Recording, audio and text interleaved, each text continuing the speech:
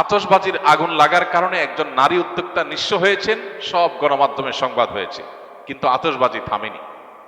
একটি শিশু মায়ের কোলে আতশবাজির বিকট আওয়াজে হার্ট অ্যাটাকে মৃত্যুবরণ করে তিনি তার ঘটনাটি আদালত পর্যন্ত গিয়েছে, কিন্তু আতশবাজির এই উন্মাদনা এখনো থামেনি।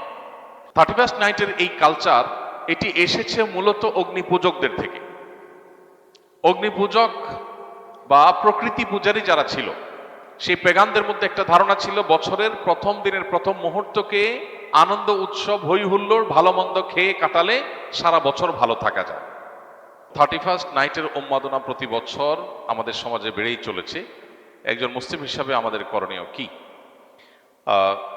31st নাইটের যে অপসংস্কৃতি এবং যে অনাচার সমূহ প্রতি বছর প্রত্যেকটা মসজিদের মেম্বার থেকে ওলামা একরাম মানুষকে সে বিষয়ে সতর্ক করে থাকেন। আমাদের দায়িত্বের অনেকগুলো জায়গা আছে। সবকিছুর আগে আমাদের যে করণীয় সেটি হলো আমাদের নিজেদের আগে অনুধাবন করতে হবে, গভীরভাবে উপলব্ধি করতে হবে যে 31st নাইটের এই কালচারের ক্ষতিকর দিকগুলো কি। একটা বিষয় তো পরিষ্কার, সেটা হলো আল্লাহ রাব্বুল আলামিন কোরআনে কারীমে সূরা হাশরে বলেছেন, ওয়ালা তাকুনু কাল্লাযীনা নাসুল্লাহা ফাআনসাহুম আনফুসাহুম, তোমরা সেই মানুষদের মতো হয়েও না যারা আত্মভোলা হয়ে গেছে, নিজের গন্তব্য, নিজের পরিণতি, পরিণাম, নিজের আত্মপরিচয় এগুলো যারা ভুলে গেছে, যারা উন্মাদনায় গা ভাসিয়ে দিয়েছে, যারা ভোগবাদে ডুবে গেছে, ডুবে গিয়ে তারা নিজেদের আল্লাহকে ভুলে বসে আছে। তো এই মানুষগুলো মতো তোমরা হয়েও না। যারা আল্লাহকে ভুলে বসে থাকে, গাফেল হয়ে যায়, সে মানুষগুলো তাদেরকে আল্লাহ তাআলা আত্মভোলা করে দেয়। নিজের ভালো মন্দ সে বুঝে না, নিজের ধ্বংস নিজে ডেকে আনে। এই সমস্ত অপসংস্কৃতির মধ্যে যারা হাবুডুবু খাচ্ছে, সেই তারুণ্যকে বিশেষ করে বলতে চাই, তারা আল্লাহকে ভুলে গেছেন। আল্লাহর স্মরণ যদি কারোর থাকে, আল্লাহর প্রতি বিশ্বাস যদি কারোর থাকে, আল্লাহর চিন্তা যদি কারোর মধ্যে জাগরুক থাকে, তাহলে সে কখনো আত্মভোলা হয় না, তার ভালো মন্দ সে বুঝে। মানুষ নিজের ধ্বংস নিজে ডেকে আনে তখনই যখন সে আল্লাহকে ভুলে যায়। আল্লাহ বলেছেন, সে আল্লাহ ভোলা মানুষের মতো হয়েও না, যারা আল্লাহ ভোলা হওয়ার কারণে আল্লাহ তাদেরকে নিজেদের ব্যাপারে আত্মভোলা করে দেয়। যে সমস্ত তরুণরা এই সমস্ত উন্মাদনায় লিপ্ত, তারা নিজেরাও জানে না তারা কিভাবে নিজেদের ধ্বংস ডেকে আনছে, নিজেদেরকে ক্ষতির মধ্যে ফেলছে, তাদের মাধ্যমে অন্য অনেককে ক্ষতিগ্রস্ত করছে। এই চিন্তাটুকু পর্যন্ত তাদের নাই, আত্মভোলা হয়ে গেছে। হিতাহিত জ্ঞান তাদের মধ্য থেকে দূর হয়ে গেছে, কারণ তারা আল্লাহকে ভুলেছে। তো এই বিষয়টি আমাদের অন্তরে গেঁথে যাওয়া উচিত যে আমরা আল্লাহকে যদি সবসময় স্মরণে রাখি, তাহলে কোনো মানুষ, কোনো পাখি, কোনো অসুস্থ মানুষ, কোনো ঘুমন্ত মানুষ আমার দ্বারা কষ্ট পেতে পারে না।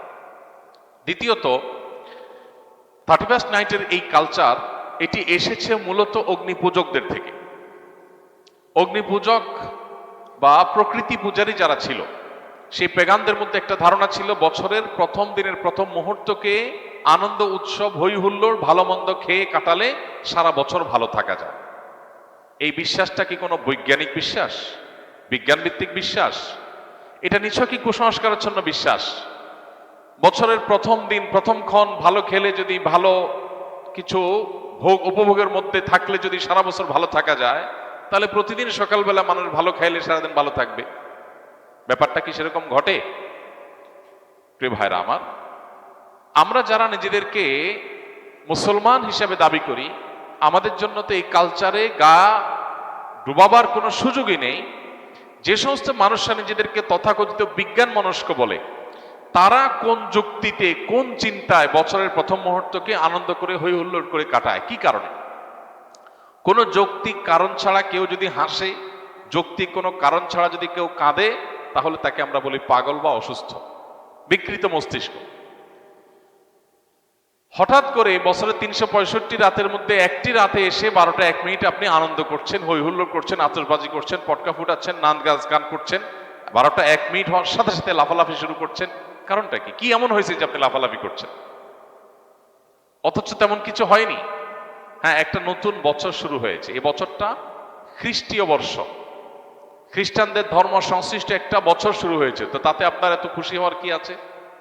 যদি বলেন যে নতুন বছর হলে আনন্দ উল্লাস করতে হয়, তো নতুন বছর তো আরো আছে, এটাতেই কেন শুধু আনন্দ উল্লাস করেন? তাছাড়া যার আগমন আপনার আনন্দের কারণ হয়, তার বিদায় তো বেদনার কারণ হওয়ার কথা।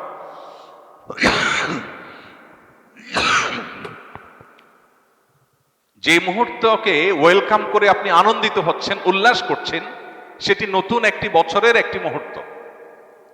সেটা যদি আপনার আনন্দের কারণ হয়, তাহলে তার এক মুহূর্ত আগেই তো আরেকটি বছরের বিদায় ঘটেছে, তখন তো আপনি কাঁদেননি। যে আসলে আপনি খুশি হয়ে যাচ্ছেন তার বিদায় তো আপনার ব্যতীত হওয়ার কথা, কিন্তু সেটা তো হচ্ছেন না। তাহলে বোঝা গেল এটা একটা অযৌক্তিক উৎসব, যে উৎসবের পেছনে কোনো লজিক্যাল গ্রাউন্ড নাই, কোনো যৌক্তিকতা নাই, হাসির কোনো কারণ নাই। এই উন্মাদনা, এটা কুসংস্কারাচ্ছন্ন বিশ্বাস থেকে আসছে। এই চিন্তা, এই ভাবনা আমাদের নিজেদেরকে আগে ভালো করে রপ্ত করতে হবে, এরপর আমাদের তরুণদেরকে বোঝাতে হবে। এরপরে যে বিষয়টি আমাদের লক্ষ্য করা দরকার, সেটি হলো আমরা প্রতি বছর দেখি এই আতশবাজির ফলে আমাদের সমাজে মানুষের জীবনের নিরাপত্তা এটা হুমকিতে পড়ে, স্বাস্থ্য ঝুঁকি তৈরি হয়, পরিবেশ বিপর্যস্ত হয়, তরুণদের মধ্যে ভোগবাদের উন্মাদনা তৈরি হয়, নীতি নৈতিকতা আখলাক এটার অবক্ষয় ঘটে। এই সবগুলো বিষয় এই একটি অপসংস্কৃতির মধ্যে আছে, অন্য কোনো অপসংস্কৃতির একটার মধ্যে এত খারাপ দিক নাই। গত কয়েক বছর আগে প্লাস্টিকের কারখানায় আতশবাজির আগুন লাগার কারণে একজন নারী উদ্যোক্তা নিঃস্ব হয়েছেন, সব গণমাধ্যমে সংবাদ হয়েছে, কিন্তু আতশবাজি থামেনি। একটি শিশু মায়ের কোলে আতশবাজির বিকট আওয়াজে হার্ট অ্যাটাকে মৃত্যুবরণ করে তিনি, তার ঘটনাটি আদালত পর্যন্ত গিয়েছে, কিন্তু আতশবাজির এই উন্মাদনা এখনো থামেনি। এরকম না জানা বহু ঘটনা ঘটছে। প্রতি বছর আমরা দেখতে পাই বিভিন্ন ভিডিও ফুটেজে যে বিভিন্ন জায়গায় অসংখ্য পাখি মরে পড়ে আছে।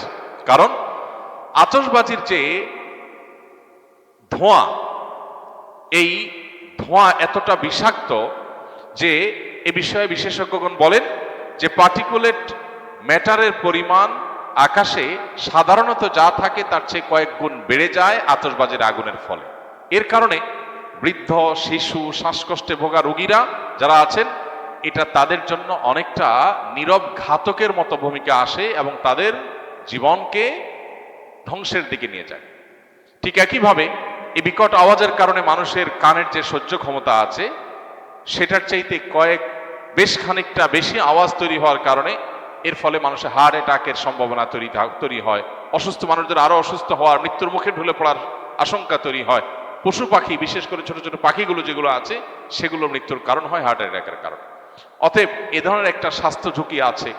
ঢাকা শহর, চিটাং শহর সহ গোটা বাংলাদেশের সব শহরগুলো প্রায় বৈদ্যুতিক তারের যে জাল, সে জালের নিচে, মাথার উপরে বৈদ্যুতিক তারের বিশাল বেছানো জাল যে শহরে আছে, সেই শহরে আতশবাজির আগুন যদি কোনো জালের উপরে গিয়ে পড়ে, সেখানে শত শত মানুষ পুড়ে ছাই হওয়াটাও অস্বাভাবিক কোনো বিষয় নয়। তো এই পরিমাণ স্বাস্থ্য ঝুঁকি যেখানে আছে, পরিবেশের বিপর্যয় যেখানে আছে, যেখানে আরো নানাবিধ ক্ষতি আমাদের নিহিত আছে, তরুণ প্রজন্ম তাদের অনেকে এই রাতে মাদকের দিকে হাত বাড়ায়। যে পরিমাণ মাদকের ছড়াছড়ি এই রাতে হয়, সারা বছরে অন্য কোনো রাতে এত বেশি মাদকের ছড়াছড়ি হয় না। তাহলে মাদকের ছড়াছড়ি বলুন, অশ্লীলতা বলুন, বেহায়াপনা বলুন, অপচয় বলুন, উন্মাদনা বলুন, তারুণ্যের মধ্যে বিশৃঙ্খলা ভাব বলুন, এই সবগুলো আমাদের সমাজের বিপর্যয় ডেকে আনে। এই একটা অনাচারের পেছনে এতগুলো বিপর্যয় যখন আছে, সামাজিকভাবে আমাদের কর্তব্য হলো এগুলোর বিরুদ্ধে প্রতিরোধ গড়ে তোলা। আমি আইন হাতে তুলে নিতে কাউকে বলছি না। আমি বলছি যে আইন শৃঙ্খলা রক্ষাকারী বাহিনী প্রতি বছর নিষেধাজ্ঞা আরোপ করে, কোনো প্রকার পটকা যেন না ফুটানো হয়, আতশবাজি যেন না করা হয়, কিন্তু কে শুনে কার কথা? অতএব বাড়িওয়ালারা যদি তাদের ছাদগুলো বন্ধ করে রাখেন, বাবা মারা যদি তাদের সন্তানদেরকে বোঝান, এবং তরুণরা যদি তারা সংঘবদ্ধ হয়ে বিপদগামী তরুণদেরকে বোঝান, কাউন্সিলিং করেন দলে দলে, তারা যদি সমাজে অনাচার বন্ধের জন্য উদ্যোগ নেন, আইন শৃঙ্খলা রক্ষাকারী বাহিনীর ভাইদেরকে সহযোগিতা করেন, তাহলে সেক্ষেত্রে হয়তো সমাজে এই অনাচার থামতে পারে। আমরা আমাদের কাজ করে যাব, হ্যামিলনের বাঁশিওয়ালার মতো সতর্ক করে দেওয়া, মানুষকে সজাগ করা, এই কাজটা ওলামা ইকরাম করবেন। যদি মানুষ না শুনে, আমাদের জাতিকে যদি আমরা না শুনতে পারি, সেটা হবে আমাদের দুর্ভাগ্যজনক অধ্যায়। আল্লাহ তাআলা আমাদের তারুণ্যকে এই পশ্চিমা অপসংস্কৃতির ছোবল থেকে রক্ষা করুন। এই অযৌক্তিক উন্মাদনা থেকে আমাদের তরুণদেরকে আল্লাহ তাআলা হেফাজত করুন। এমনিতে আমাদের তরুণদের মধ্যে ভোগবাদ, উচ্ছৃঙ্খলা, উন্মাদনা, হেয়ালিপনা এগুলো এতটা চরমে পৌঁছেছে যে নীতি, আদর্শ, জীবনের লক্ষ্য, এই সব কিছু থেকে তরুণের বড় একটা অংশ ছিটকে পড়ে গেছে। তো এরকম পরিস্থিতিতে প্রতি বছর এই 31st নাইটের উন্মাদনা আমাদের তারুণ্যকে আরো জাহান্নামমুখী করে দেয়, তাদের জীবনকে আরো ধ্বংসের দিকে নিয়ে যায়।